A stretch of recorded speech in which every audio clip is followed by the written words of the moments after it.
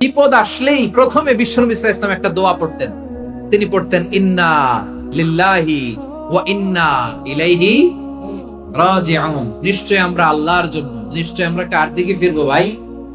আবার কার দিকে ফিরবো?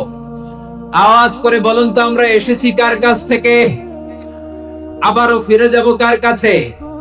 এজন্য বিশ্বনবী পড়ছেন ইন্না লিল্লাহি ওয়া ইন্না ইলাইহি রাজিউন।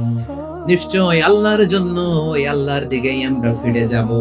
তারপরে বিশ্বনবী পড়তেন আল্লাহুম্মা আজুরনি ফি মুসিবাতি ওয়াখলুফ লি খায়রাম মিনহা। একসাথে প্রথমে পড়তেন ইন্না লিল্লাহি ওয়া ইন্না ইলাইহি রাজিউন, তারপর পড়তেন আল্লাহুম্মা আজুরনি ফি মুসিবাতি ওয়াখলুফ লি খায়রাম মিনহা। মানে আল্লাহ, এই যে আমি বিপদে ধৈর্য ধারণ করলাম, এটার সব তুমি আমারে দাও, আর যেটা হারালাম এর চেয়ে ভালো কিছু দিয়ে মেকআপ করে দিও, ভালো কিছু দিয়ে বদল করে দিও। সুবহানাল্লাহ পড়েন।